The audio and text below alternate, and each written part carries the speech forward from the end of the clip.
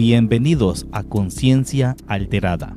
Imagina un ejército que no necesita dormir, soldados que marchan durante 3 días sin descanso, que no sienten hambre, que han olvidado el miedo, pero que también han perdido la empatía. En 1938 el mundo vio cómo Austria se fundía en un abrazo con Alemania nazi. Para muchos fue una anexión, para otros una sociedad silenciosa que duraría décadas. Pero detrás de los mapas políticos y las grandes batallas se escondía un secreto químico. En las venas de esos soldados corría el pervitin, una metanfetamina que convirtió a seres humanos en máquinas biológicas de guerra. ¿Fue Austria realmente la primera víctima de Hitler o fue un laboratorio de complicidad y horror alimentado por el cristal? Hoy descendemos a la oscuridad de las trincheras y a los despachos de Viena para entender cómo la droga y la ideología se mezclaron para borrar la frontera entre el hombre y el monstruo. Esto es El rastro del Reich en Austria. Viendo la película Tanque de Guerra, estrenada en el 2025 o simplemente titulada El Tanque, pasan escenas muy difíciles de digerir cuando se están matando a judíos o paisanos mismos de los austriacos a manos de estos militares alemanes y los militares austriacos sin poder hacer absolutamente nada. Austria, si nos vamos a la historia, participó en la Segunda Guerra Mundial del lado de Alemania, pero supuestamente no como un aliado independiente, sino como parte integral del Tercer Reich, tras ser anexionada en 1938. Esta anexión se dio el 12 de marzo. Las tropas alemanas entraron en Austria y unieron ambas naciones bajo el control nazi. Este evento fue apoyado por una gran parte de la población austriaca en su momento. Alrededor de 1.3 millones de austriacos fueron reclutados y lucharon en las filas del ejército alemán entre 1938 y 1945. Aproximadamente 700.000 austriacos, lo que sería el 10% de su población, se unieron formalmente al partido nazi, es decir, una buena parte. La economía y los recursos estratégicos de Austria, como sus reservas de oro y el hierro, fueron totalmente absorbidos para alimentar la maquinaria de guerra alemana. Aunque hubo una resistencia austriaca interna contra el nazismo, el país permaneció bajo control alemán hasta que las tropas soviéticas liberaron Viena en abril de 1945. Después de la guerra, Austria fue tratada por los aliados como la primera víctima, entre comillas, de la agresión nazi para facilitar su reconstrucción como un estado independiente y neutral, estatus que se consolidó finalmente en 1955.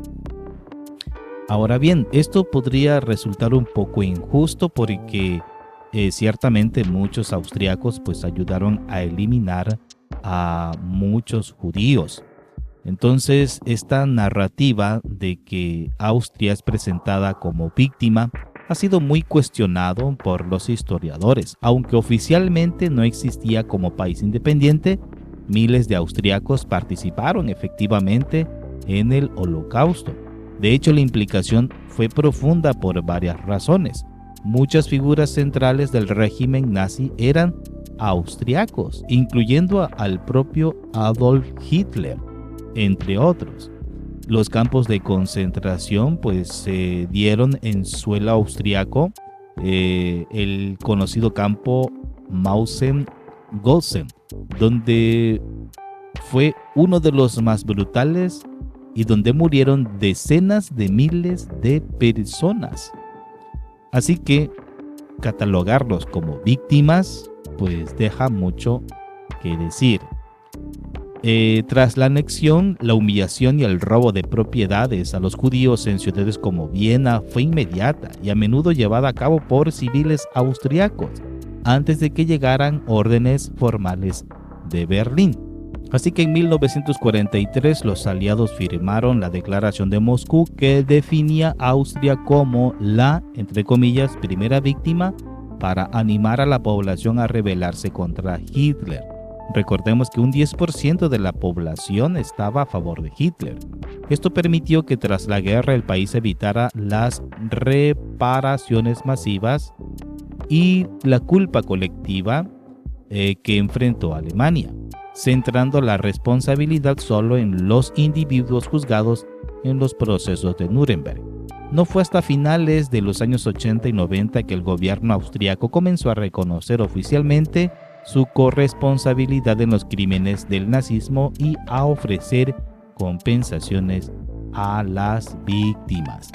Así que el proceso de desnazificación en Austria fue complejo y, como bien se ha mencionado, fue muy cuestionado porque el país intentó distanciarse rápidamente de su papel en el Holocausto. Y fue hasta 1991 que el entonces canciller Franz Vranitzky pidió perdón formalmente ante el Parlamento, reconociendo por primera vez el sufrimiento causado por austriacos durante el nazismo. Bueno, pues en este contexto es donde se desenvuelve la película El Tanque. Se desarrolla precisamente en este contexto de la Segunda Guerra Mundial, aunque se enfoca en el frente militar más que en la política interna de Austria. La historia ocurre en 1943 en el frente oriental durante la retirada alemana tras la batalla por un puente en el río Dnieper. Sigue aquí una tripulación de 5 soldados a bordo de un tanque Tiger alemán. Los soldados son enviados a una misión suicida tras las líneas enemigas para rescatar o eliminar a un coronel que tiene información sensible antes de que caiga en manos del Ejército Rojo. Al igual que hemos mencionado la culpa y la responsabilidad de los austriacos, pues en esta película explora el abismo moral de estos soldados, quienes luchan bajo los efectos de metanfetaminas suministradas por la Wehrmacht, el pervitin, convirtiendo su viaje en una pesadilla surrealista. Aunque es una producción alemana, uno de sus protagonistas, el actor austriaco Lawrence Rupp, la película refleja ese viaje a las tinieblas del ejército nazi en su conjunto, mostrando la deshumanización y el colapso ético de quienes formaron parte de esa maquinaria de guerra, sin distinguir específicamente entre nacionalidades dentro del Reich. Y es que este tema es impactante porque rompe con la imagen de disciplina pura del ejército alemán. El uso de metanfetaminas no era algo secreto ni recreativo, sino una política de Estado para convertir a los soldados en máquinas que no necesitaran dormir. Esta droga se comercializaba bajo el nombre de Pervitin. Era metanfetamina pura producida por los laboratorios Tembler en Berlín. Eliminaba el cansancio, el miedo y el hambre, además de producir una euforia extrema y una sensación de invencibilidad. Solo para la invasión de Francia en 1940 se distribuyeron más de 35 millones de tabletas entre los soldados y pilotos alemanes. El éxito inicial alemán se debió en parte a que los soldados podían marchar y combatir durante 3 o 4 días seguidos sin descanso. Esto aterrorizaba a sus enemigos, quienes no entendían cómo los alemanes no se detenían nunca.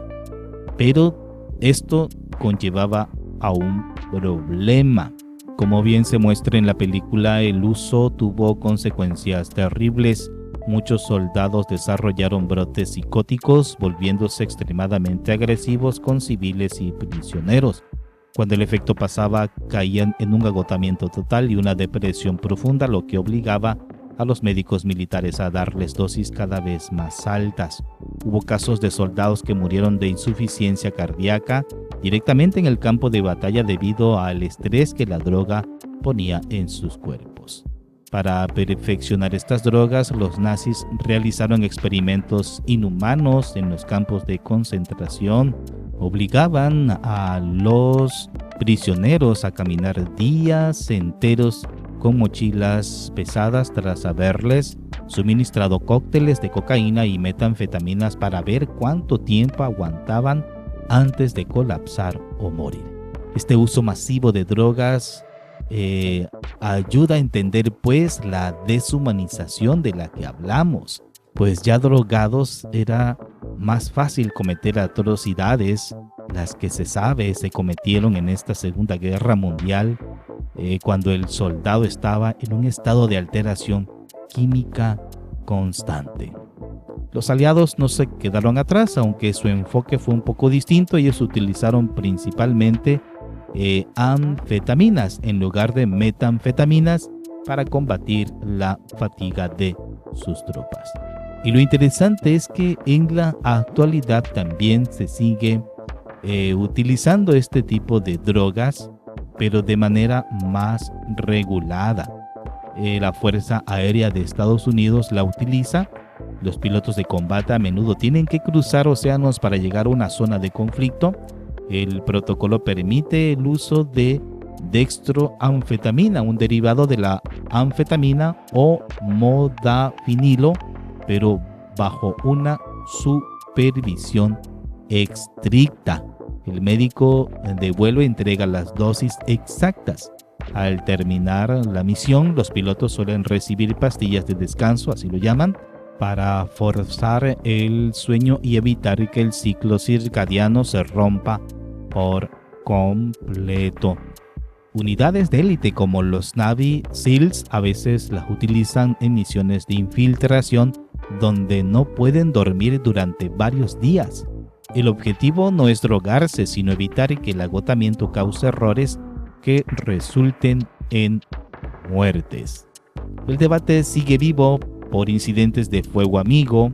El caso más famoso ocurrió en 2002 en Afganistán, donde pilotos estadounidenses bombardearon por error a soldados canadienses. La defensa de los pilotos argumentó que la anfetamina suministrada por la Fuerza Aérea afectó su juicio y los volvió paranoicos.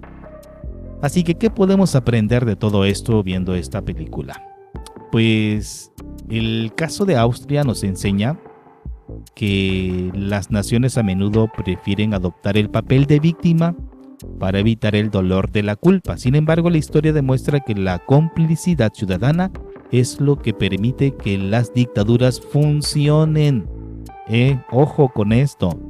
La justicia tardía, como los juicios décadas después, es necesaria, pero nunca repara el daño original. Ahora bien, con respecto a la utilización del soldado como herramienta, no como humano, el uso de metanfetaminas y drogas de alerta revela que para los altos mandos el soldado es una pieza de maquinaria.